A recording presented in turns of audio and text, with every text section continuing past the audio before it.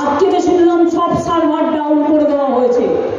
কেউ কেউ আমায় বললেন, আমি খবর নিতে বলেছি, আর তারপরে ভয় দেখানো হচ্ছে সবাইকে।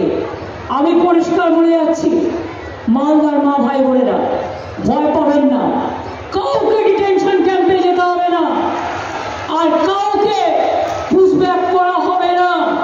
সবাই বাংলায় থাকবেন। আপনারা দেশের নাগরিক, আপনারা দেশের ভোটার, আপনারা নিশ্চিন্তে থাকুন।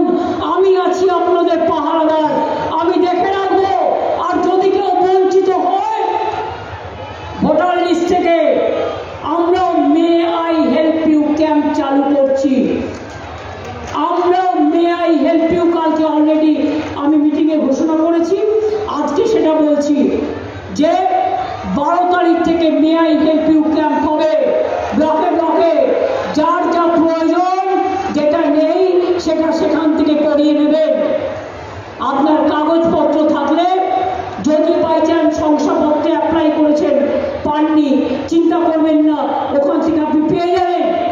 আর আমাদের তৃণমূল কংগ্রেস কর্মীদের বলছি, খুব অ্যাক্টিভলি বিএলএদের একদম কাজ করতে হবে, এবং সমস্ত ইলেকশনের সময় যেভাবে আমরা বুথ ক্যাম্প করি, মানুষকে সাহায্য করার জন্য দিন রাত এক করে পরিশ্রম করে মানুষকে সাহায্য করতে হবে।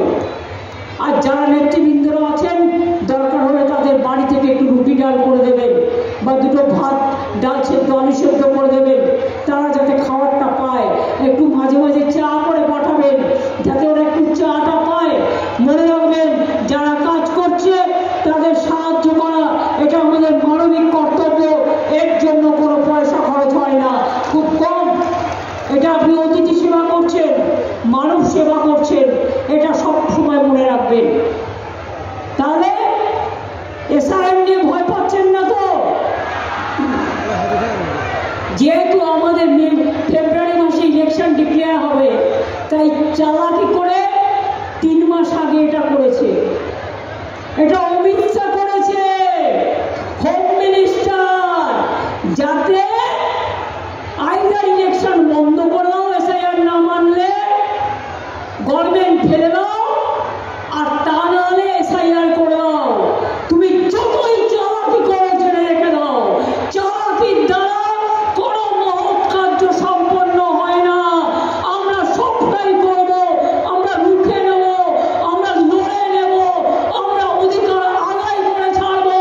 বাংলাকে দমানো যায় না, ওরে হ্যাংলার দল, বাংলাকে দমানো যায় না। বাংলা বাংলা তোরা হ্যাংলার দল, খুব লোভ না বাংলাকে দখল করার। গণতন্ত্রের মাধ্যমে করো, মানুষ ভোট দিলে করো। আর যদি কেউ সাম্প্রদায়িকতা ব্যাপারে, সে যে ধর্মই হোক, রটানোর চেষ্টা করে, বিশ্বাস করবেন না, আমি যতক্ষণ বেঁচে আছি